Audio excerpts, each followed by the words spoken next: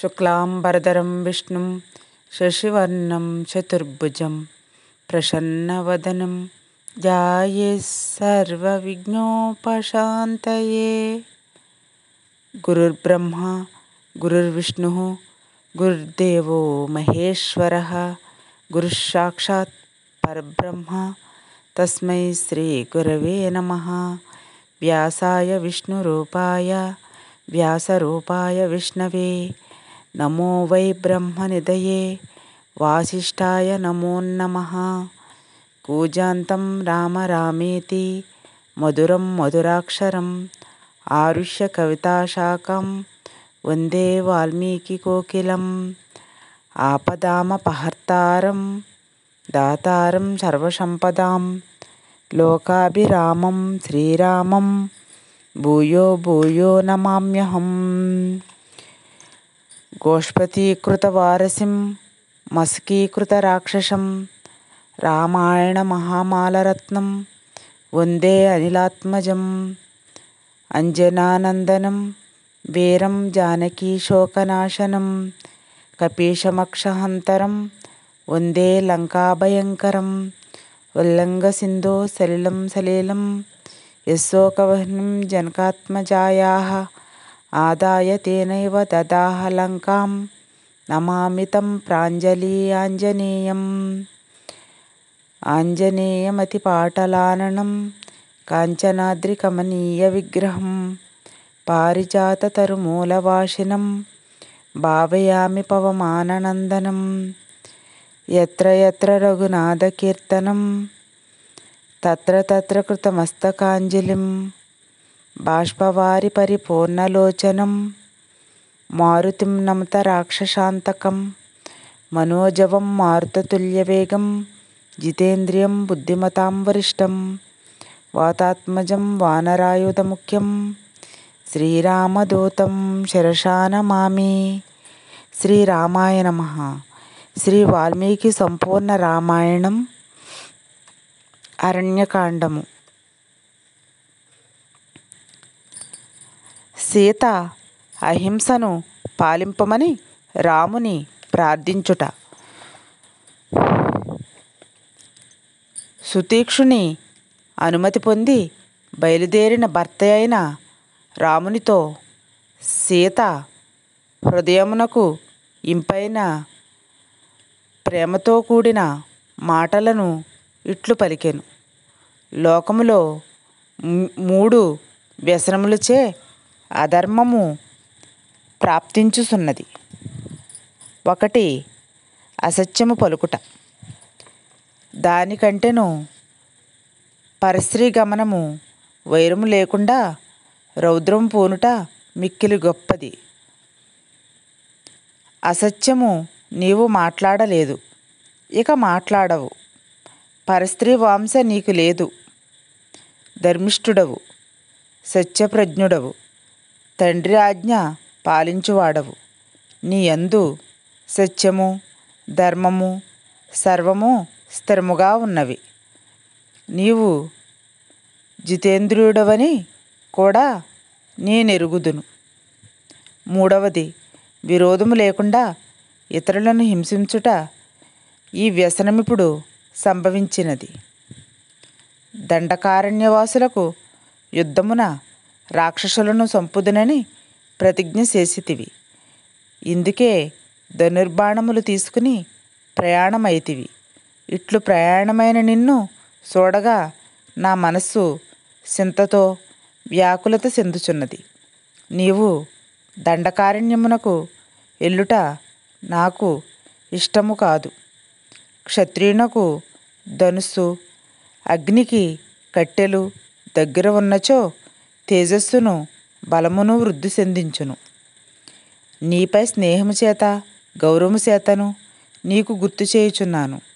నీకు తెలియని విషయమును నేర్పుట లేదు. విరోధము లేకుండా దండకారణ్య రాక్షసులను సంపుట సమ్మతము కాదు. అపరాధము చేయని వానిపై దండెత్తుట సమంజసము కాదు. ఆయుధములు ధరించుట వలన ఇట్టి బుద్ధి కలుగుచున్నది. అయోధ్యకు వెళ్ళిన పిమ్మట క్షత్రియ ధర్మమును పాటించవచ్చును. అది మా అత్తమామలకు సంతోషకరము. నిత్యము పరిశుద్ధమైన బుద్ధితో తపోవనమందు ధర్మమును ఆచరించుము. ధర్మముచే సర్వము లభించును. ధర్మసారమే ఈ ప్రపంచమంతయును. నియమములతో శరీరమును ప్రయత్నపూర్వకముగా కృషింపజేసి ధర్మమును పొందుచున్నారు. సుఖముచే సుఖము పొందశక్యము కాదు. తపోవనమందు నిత్యము పరిశుద్ధమైన బుద్ధితో ధర్మము ఆచరింపుము. ముల్లోకములందును యథార్థముగా నీకంతయు తెలుసును. స్త్రీ సహజమైన సఫలత్వముతో ఇట్లు మాట్లాడితిని. నీకు ధర్మమును ఎవడు చెప్పగలడు? నీ బుద్ధితో ఆలోచించి తమ్మునితో కూడా సంప్రదించి నీకిష్టమైనట్లు నడువుము. ప్రతిజ్ఞాపాలనమే నిశ్చయము. భర్త యందలి భక్తితో సీత మాట్లాడినది విని రాముడు జానకితో ఇట్లనెను. దేవి, ప్రేమతో నీవు హితము పలికితివి. బాధపడుచు మొరపెట్టుట లేకుండా చేయుటకే క్షత్రియుడు ధనుస్సును ధరించుట. దండకారణ్యమందలి మునులు రాక్షసుల వలన బాధపడుచున్నవారు వారు స్వయముగా వచ్చి రక్షకుడునైన నన్ను రక్షింపుమని కోరిరి. అడవిలో నివసించి దుంపలు పండ్లు తినుచు క్రూరులైన రాక్షసుల వలన కష్టపడుచున్నారు. బ్రాహ్మణోత్తములు రక్షింపుమని నన్ను అడిగినారు. నేను వారి మాటను విని మీచే యాచింపబడుటకు నేను సిగ్గుపడుచున్నానని పలికితిని. కామరూపులైన రాక్షసులు మమ్ము పీడించుచున్నారు. హోమ సమయంలో వచ్చి బెదిరించుచున్నారు. మాకు నీవే గతి. తపప్రభావంసే వారిని సంపగలము. తపస్సు ఖర్చు కాగలదని అందులకు ఇష్టపడుటలేదు. నీవు సోదరుడు మమ్ము రక్షింపుడు. ఈ వనమందు మీరే దిక్కు అని మునులు పలుకగా దండకారణ్యమున మాత్రము రాక్షసులను చంపుటకు ప్రతిజ్ఞ చేసితిని. సీత, జీవితము నైనా త్యాగము చేయుదును. నిన్ను లక్ష్మణునైనా త్యాగము చేయుదును గాని విశేషించి బ్రాహ్మణులకు చేసిన ప్రతిజ్ఞను మాత్రము విడువజాలను. కనుక ఋషులను తప్పక రక్షింపవలయును. సీత, నీవు సహధర్మసారిణివి. ప్రాణముల కంటే ఎక్కువైన దానవు. నాపై స్నేహంతో నీవు మాట్లాడినందుకు సంతోషము అని పలికి ధనుర్ధారి అయి రాముడు లక్ష్మణుడితో అందమైన తపోవనములకు వెళ్ళెను. మాండకర్ణి కథ. రాముడు ముందు నడుచుచుండా సీతను మధ్యను వెనుక లక్ష్మణుడు ధనుసు దాల్చి నడువసాగిరి. అనేక వనములను కొండచర్యలను వనములను నదులను చూచుచూ వారు ప్రయాణించిరి. అట్లు చాలా దూరం వెళ్ళి సూర్యుడు అస్తమించుచుండగా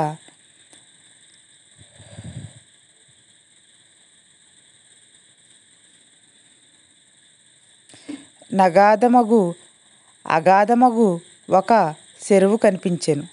నిర్మలమైన నీరు గల ఆ సరస్సునందు గానము వాద్యధ్వని వినిపించెను. ఎవరూ కనిపించుటలేదు.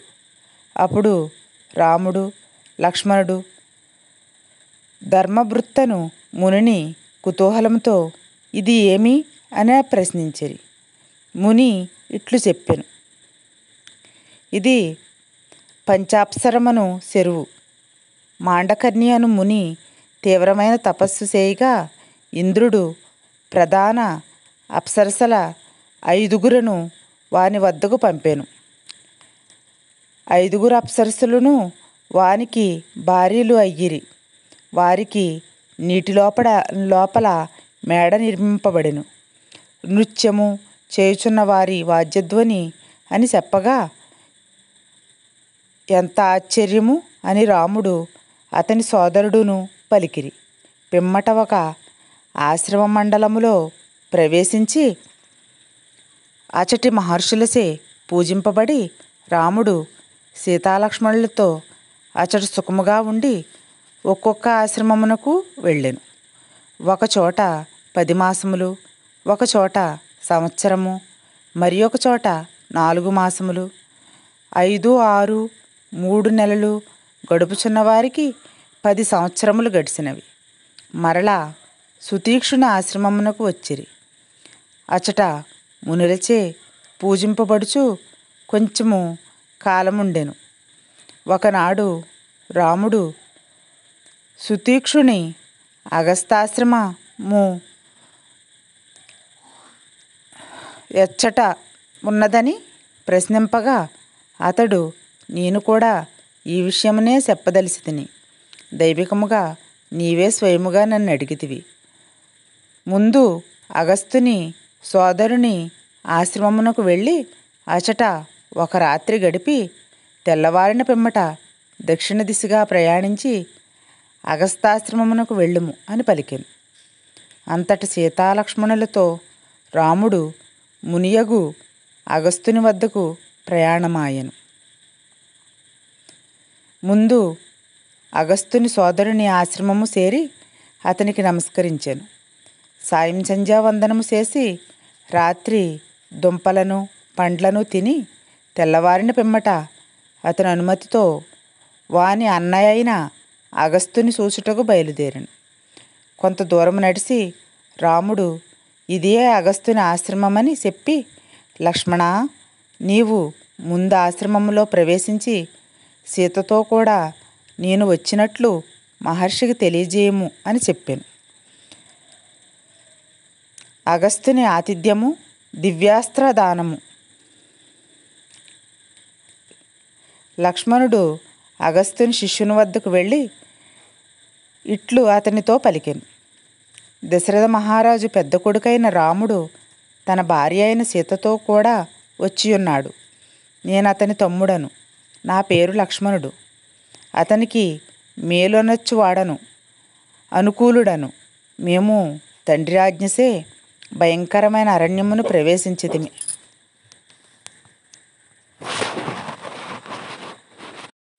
పూజ్యుడైన మహర్షిని చూడగోరుచున్నాము. మహర్షికి తెలియజేయుము. ఆ తపస్వి అట్లే అని అగ్నిశాలలో ప్రవేశించి తేరిపారి చూడ సఖ్యముగాని మునిశ్రేష్ఠునకు నమస్కరించి రాముని రాకను త్వరగా తెలియజేశాను. అంతట మహర్షి సీతారామలక్ష్మణులు వచ్చినట్లు విని చాలా కాలమునకు రాముడు నన్ను చూడవచ్చెను. నేను కూడా మనసులో అతని రాకను కోరుచున్నాను.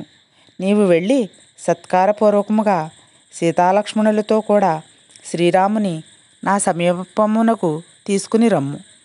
ఇంతవరకేలా నా వద్దకు తీసుకురాలేదు అని పలుకగా శిష్యుడు అట్లే అని నమస్కరించి వెళ్ళి త్వరపడుచు మహర్షిని చూచుటకు రెండు, రాముడు స్వయముగా చూడవచ్చును, ఆయనేడి అని అడుగగా లక్ష్మణుడు మహర్షి శిష్యునకు ఆశ్రమం వద్దనున్న సీతారాములను చూపించెను.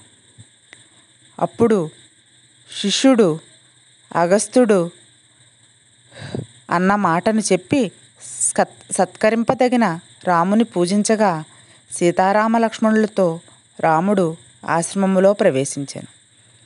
ఆ ఆశ్రమము ప్రశాంతమై వేళ్లతో నిండి ఉండేను. ఆ ఆశ్రమమునందు విష్ణు, మహేంద్ర వివస్వత్, సోమభాగ, కౌబేర దాతృ, విధాతృ, వాయువరుణ, గాయత్రి, వసు, నాగరాజ, గరుడ, కార్తికేయ ధర్మస్థానములను చూచుచు రాముడు నడుచుచుండ అగస్త్య మహర్షి శిష్యులతో కూడి ఎదురువచ్చెను. మునులతో అమిత తేజస్శాలి అయిన అగస్త్యుని చూసి రాముడు లక్ష్మణుడితో, మహర్షి ఎదురు వచ్చుచున్నారు, తపస్సులకు నిధిగా వీనిని భావించుచున్నాను అని పలికి వచ్చుచున్న ఆ మహర్షి పాదములకు ధర్మాత్ముడైన రాముడు చేతులు జోడించి నమస్కరించాను. సీతాలక్ష్మణులు అట్లే చేసిరి.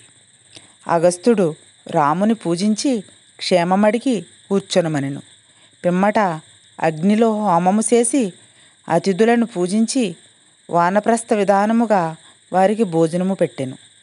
ధర్మజ్ఞుడగు మునిశ్రేష్ఠుడు ధర్మకోవిదుడైన రామునితో, నీవు సమస్త లోకమునకు రాజువు, ధర్మచారివి, పూజనీయుడువు, అతిథిగా వచ్చితివి అని పలికి పుష్పఫలములతో రాముని పూజించెను.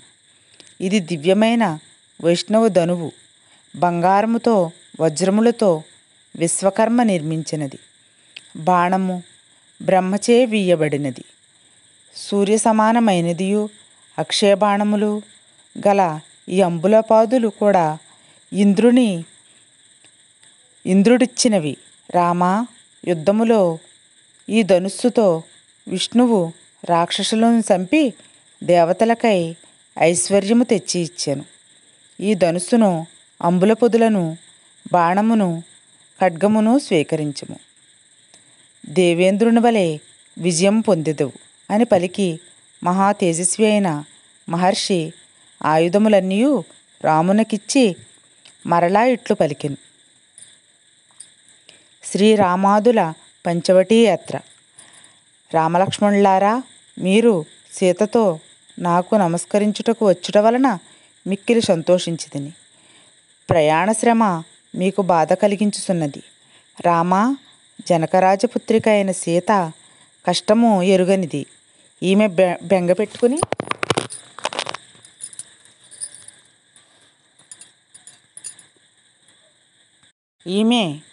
పెట్టుకుని ఉండవచ్చు. భర్తపై గల స్నేహముతో బహుదోషములు గల వనమునకు వచ్చినది. అడవిలోనికి నిన్ను అనుసరించి వచ్చిన ఈమె అసాధారణమై పనిచేసినదయ్యను. ఈ అరణ్యమున ఆమె విహరించున్నట్లు చూడుము. బాగుగా ఉన్నప్పుడు అనుసరించి కష్టకాలమున విడిసి ఉండుట స్త్రీ స్వభావము. స్త్రీలు మెరుపు వంటి సంచలత్వము, శస్త్రముల వంటి తీవ్రత, గరుడవాయు శీఘ్రతయు కలిగి ఉందురు. నీ భార్య ఈ దోషములేమీ లేనిది, అరుంధతి వలె ప్రశంసించదగినది. సీతాలక్ష్మణులతో నీవు నివసించు ఆశ్రమము అలంకరింపబడి నట్లుండును అని అగస్త్యుడు పలుకగా, రాముడు చేతులు జోడించి ప్రజ్వలించు అగ్నివలే నున్న మహర్షితో, ధన్యుడను నేను అనుగ్రహింపబడితేనని పలికెను. మరియు నీటితో కూడినట్టియు పెక్కు వనములు గల ప్రదేశమును మాకు తెలిపినచో అచట ఆశ్రమము నిర్మించుకుని సుఖముగా నివసింపగలమని పలికెను. అంతటా ముని క్షణము ఆలోచించి, తండ్రి, ఇక్కడకు 2 యోజనముల దూరములో ఎక్కువ దుంపలు, పండ్లు, నీరు గల అందమైన పంచవటి అను ప్రదేశము మంచి శోభతో కూడినది. నీవక్కడకు వెళ్ళి ఆశ్రమము నిర్మించుకుని తండ్రి మాటను పాలించుచు సుఖముగా ఉండుము. నీ వృత్తాంతమంతయు తపప్రభావం వలనను దశరథునితో గల స్నేహమును బట్టి నాకు తెలిసినది. పంచవటి ప్రదేశము రమణీయమైనది. సీత కచ్చట నివాసము వినోదమునిచ్చును. ఆ ప్రదేశము కొనియాడదగినది. ఇక్కడకు దగ్గరగానే ఉండును. గోదావరి నది యొద్ద మైథిలి విహరించగలదు. ఎక్కువ దుంపలు, పండ్లు గల ప్రదేశము. అనేక విధములగు పక్షిగణములతో కూడినది. పవిత్రమైనది, రమ్యమైనదియు. రామా, ఇక్కడ నివసించి తాపసులను కాపాడేదవా? ఇదిగో కనిపించుచున్నది విప్పచెట్ల వనము. దీనికి ఉత్తర దిక్కుగా వెళ్ళవలెను. అచట పర్వత స్థలం ఎక్కినచో పంచవటి కనిపించును అని చెప్పగా, రామలక్ష్మణులు మహర్షిని పూజించి అనుమతి పొంది నమస్కరించి సీతతో పంచవటికి వెళ్ళిరి. జటాయు దర్శనము. రాముడు పంచవటికి వెళ్ళుచు మధ్యలో భయంకరమగు పరాక్రమము కలిగిన గొప్ప శరీరంతో ఉన్న గ్రద్దను చూశాను. అడవియందున్న అతనిని చూసి రామలక్ష్మణులు రాక్షసునిగా తలసి, ఎవడవు నీవని ప్రశ్నించిరి. అంతటా ఆ పక్షి మధురమైన వాక్కుతో సంతోషపెట్టుచు, వస్తా, నేను నీ తండ్రికి మిత్రుడనని పలికెను. రాముడు తన తండ్రి మిత్రునిగా అతని నెరిగి పూజించెను. మరియు అతని కులమును పేరును ప్రశ్నింపగా అతడు సమస్త ప్రాణుల యొక్క పుట్టుకను రామునకు ఇట్లు చెప్పాడు. రాఘవా, పూర్వము ప్రజాపతులను గూర్చి చెబుతాను విను. కర్దముడనువాడు మొదటి ప్రజాపతి, తరువాత ప్రజాపతి వికృతుడు, తరువాత వాడు శేషుడు, పిమ్మట సంశ్రయుడు, పరాక్రమవంతుడగు బహుపుత్రుడు, స్థాణువు, మరీసి, ఆత్రి, క్రతువు, మహాబలశాలియగు పులస్తుడు, అంగీరసుడు, ప్రసేతసుడు, పులహుడు, దక్షుడు, వివస్వంతుడు, అరిష్టనేమి, మహా తేజస్శాలి అయిన కశ్యపుడు. ఈ కశ్యపుడు చివరివాడు. ప్రజాపతి అయిన దక్షునకు పేరు పొందిన 60 మంది కుమార్తెలు. వారిలో 8 మందిని కశ్యపుడు వివాహం చేసుకున్నాడు. వారు అదితి, దితి, ధనువు, కాలక, తామ్ర, క్రోధవశ, మనువు, అనల అను పేరు గలవారు. కశ్యపుడు సంతోషించిన వాడై ఆ భార్యలతో 3 లోకములకు ప్రభువులు నాతో సమానులగు పుత్రులు మీకు జన్మిస్తారని చెప్పాడు. అప్పుడు అదితికి ఆదిత్యులు, వసువులు, రుద్రులు, అశ్వినులు అను 33 పుత్రులు జన్మించారు. దితికి కీర్తిమంతులైన దైత్యులు జన్మించారు. పూర్వము వనములతో సముద్రములతో కూడిన ఈ భూమి అంతయు వారిదై ఉండెను. ధనువు అశ్వగ్రీవుడను పుత్రుని కనెను. కాలకకు నరకుడు, కాలకుడు అనువారు పుత్రులు. తామ్రకు క్రేంచి, బాసి, సేని, ధృతరాష్ట్రి, సుకి అను లోకప్రఖ్యాతి గడించిన పుత్రికలు పుట్టారు. క్రౌంచి గుడ్లగూబలను కన్నది. బాసి బాసులను, సేని డేగలను, గ్రద్దలను కన్నది. ధృతరాష్ట్ర హంసలను, కలహంసలను, చక్రవాకములను కన్నది. సుకినత అను కుమార్తెను ప్రసవించాను. సుకినతకు వినత జన్మించింది. క్రోధవశకు 10 మంది సంతానం. వారు క్రమముగా మృగి, మృగమంద, హరి, భద్రమద, మాతాంగి, శార్దులి, శ్వేత, సురభి, శుభలక్షణములు గల సురస, కద్రువ అనువారు కలిగిరి. మృగి అను దానికి సమస్త మృగములు జన్మించినవి. మృగమందకు ఎలుగుబంట్లు, శృమర, సమర మృగములను జన్మించాయి. శద్రమద ఐరావతి అను కుమార్తెను కన్నది. దాని పుత్రుడే ఐరావతమను గొప్ప ఏనుగు. హరి అను దానికి సింహములు, కోతులు జన్మించాయి. శార్దులి కొండముచ్చులను, పెద్ద పులులను సంతానముగా పొందినది. మాతాంగి అను దానికి ఏనుగులు సంతానముగా కలిగిరి. శ్వేత అనునది దిగ్గజమును కన్నది. సురభికి రోహిణి, గంధర్వి అను 2 పుత్రికలు. రోహిణికి గోవులను కన్నది. గంధర్వి గుర్రాలను కన్నారు. సురస నాగులను, కద్రువ సర్పములను కన్నారు. మనువు సంతతి మనుష్యులు. మహాత్ముడైన కశ్యపునకు బ్రాహ్మణులు, క్షత్రియులు, వైశ్యులు, శూద్రులు పుట్టిరి. బ్రాహ్మణులు ముఖము నుండి, వక్షస్థలము నుండి, క్షత్రియులు తొడల నుండి, వైశ్యులు పాదముల నుండి, శూద్రులు అని వేదము చెప్పుచున్నది. అనల పవిత్రములైన పండ్లు గల సమస్త వృక్షములను కన్నది. కద్రువ 1000 సర్పములను ప్రసవించెను. వినతకు గరుడు, అరుణ అను 2 కుమారులు. కశ్యపుని భార్యగు వినతకు గరుడు అరుణుడు నను ఇరువురు కుమారులు జన్మింపగా అరుణునకు నా అన్నయ్యగు సంపాతి జటాయువు అను నేను జన్మించితిమి.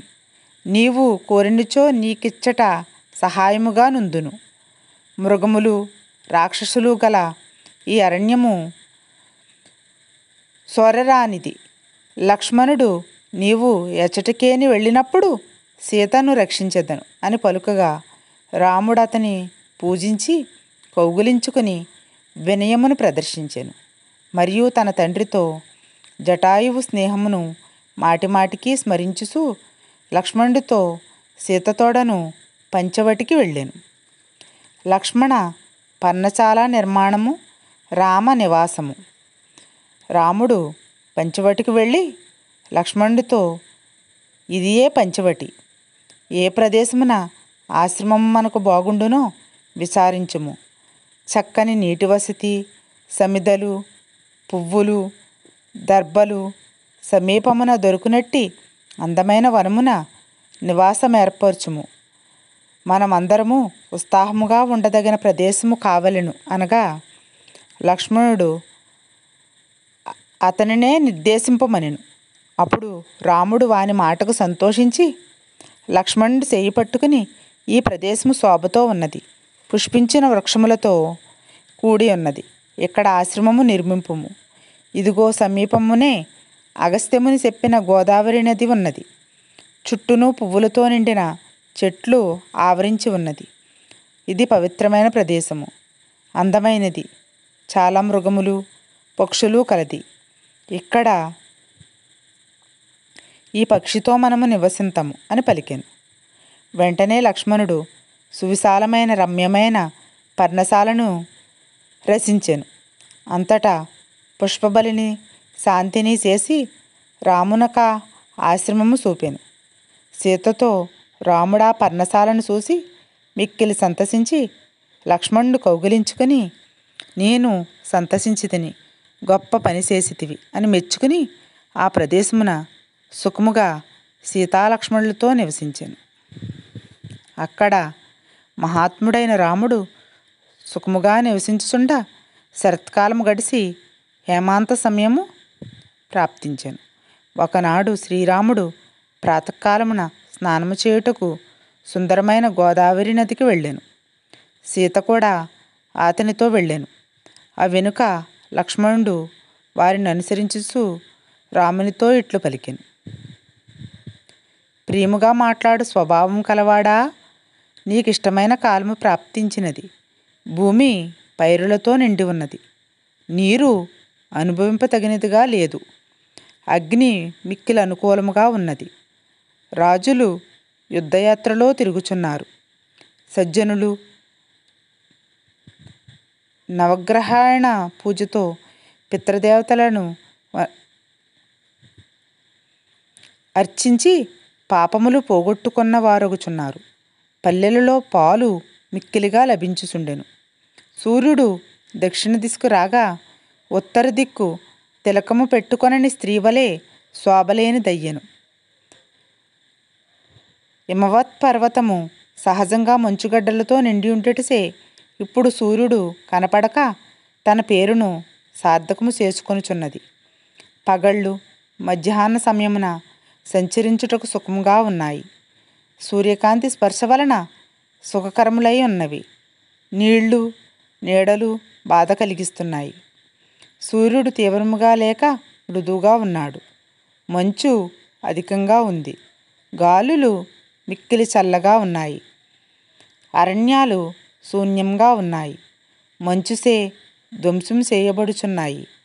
రాత్రులు బయట పడుకొనుటకు సుఖంగా లేవు. చలి హెచ్చుగా కలిగి ఉన్నాయి. మంచుతో నిండినవై మిక్కిలి పొడవైనాయి. సూర్యుని వలన సంక్రమించిన కాంతి సౌభాగ్యము గల చంద్రుడు మంచుసే కప్పబడిన స్వరూపం కలవాడై నోటి గాలికి కనపడని ప్రతిబింబము గల అద్దంలాగా ప్రకాశించుట లేదు. పూర్ణిమ నాటి రాత్రి వెన్నెల మంచుసే మలినమై ప్రకాశించటం లేదు. ఎండకు నల్లబడిన సీతాదేవిలా ఉంది. సహజంగా చల్లనైన పడమటి గాలి ఇప్పుడు మంచుసేత మిక్కిలి చల్లనై వీచుచున్నది. యవలు గోధుమలు గల అరణ్యాలు సూర్యుడు ఉదయించగానే క్రౌంచపక్షులు సారస్య పక్షులు కూయుచుండుట వలన శోభకలవై ఉన్నాయి. బంగారు వన్నె గల సాలిపైరులు ఖర్జూర పుష్పము యొక్క ఆకారముతో కూడినట్టియు బియ్యపు గింజలు కలిసివళ్లతో కొంచెము వంగి ఉన్నవై ప్రకాశిస్తున్నాయి. మంచుతో కప్పబడిన కిరణములచే దూరంగా ఉదయించి సూర్యుడు చంద్రుడిలా కనిపిస్తున్నాడు.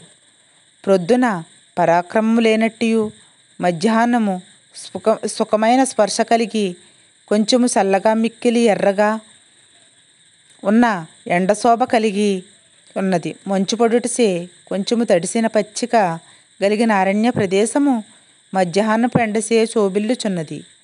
మిక్కిలి దప్పిక కొన్న అడవి ఏనుగు విశాలమై చల్లగా ఉన్న నీటిని తాకి వెంటనే తొండమును ముడుచుకొనుచున్నది. నీటి యందు సంచరించు పక్షులు సమీపమున కూర్చుని నీటిలోకి దిగనివై అసమర్థుడు యుద్ధమునకు దూరముగా కూర్చున్నట్లున్నాయి. వనపంక్తులు మంచనే చీకటిసే ఆవరింపబడి పుష్పములు లేనివై నిద్రపోతున్నట్లున్నాయి. నదులు మంచుసే కప్పబడిన నీరు గలవై కూతలచే తెలియదగిన హంసలు కలిగి మంచుసే తడిసిన ఇసుక గల ఒడ్డులతో ప్రకాశిస్తున్నాయి. మంచు పడుట చేత సూర్యుడు మృదువుగా ఉండుటచే తను చల్లదనము వలన చెట్ల మీద నీరు పాదరసం వలె ఉన్నది. పద్మములతో నిండిన సరోవరములు రేకులు రాలిపోయినట్టియు కింజల్కములు బొడ్డులు కృషించినట్టివై తూడులు మాత్రమే కలిగి ఉన్నాయి.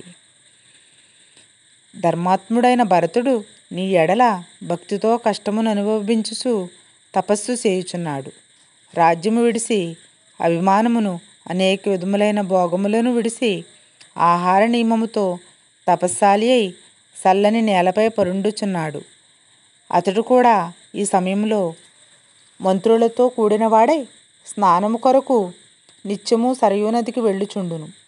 మిక్కిలి సుఖముగా పెరిగినవాడు సుకుమారుడు అగు అతడు మంచుసే పీడింపబడుచు వేకువజామున ఎట్లు సరయూ నదిలో స్నానము చేస్తున్నాడో.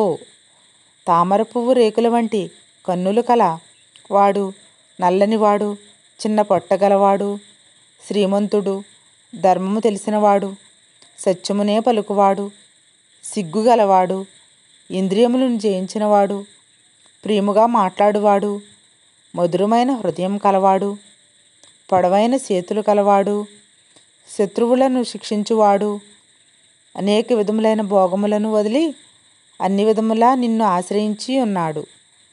వనమందుండి తపస్సు చేసుకొని నిన్ను అనుసరించుచున్న సోదరుడగు భరతుడు స్వర్గమును జయించాడు. మానవులు తండ్రిని పోలి ఉండరు, తల్లిని పోలి ఉంటారనే మాటను మార్చివేశాడు. దశరథుడు భర్తగా కలిగి సజ్జనుడై భరతుడు పుత్రుడుగా గల తల్లి అయిన ఆ కైకేయి అటువంటి క్రూరదృష్టి కలది ఎట్లయ్యనో. ఇట్లు ధార్మికుడైన లక్ష్మణుడు మాట్లాడుచుండగా తల్లిని దూషించుట సహించని వాడై రాముడు తండ్రి తల్లి అయిన కైకేయిని నిందింపకు. ఇక్ష్వాకు వంశరాజగు భరతుని వృత్తాంతమే మాట్లాడు. అరణ్యవాసమందు నా బుద్ధి దృఢనిశ్చయం కలదై ఉన్నది. ప్రియమైనట్టియు మధురములైన సుందరములై అమృత వంటి మనస్సు నానందింపచేయు వాని మాటలు గుర్తుకొస్తున్నాయి అని పలుకగా శ్రీరాముడు మహాత్ముడగు భరతుని నేనెప్పుడు కలుసుకుందునో కదా, శత్రుఘ్నునెప్పుడో సూతునో అని దుఃఖించుచు రాముడు సీతాలక్ష్మణులతో కూడా స్నానం చేసి దేవతలకు పితృదేవతలకు తర్పణములొసగి ఉదయించిన సూర్యుని దేవతలను స్తుతించెను. మళ్ళీ అరణ్యకాండము తరువాయి భాగంతో రేపు కలుద్దాం.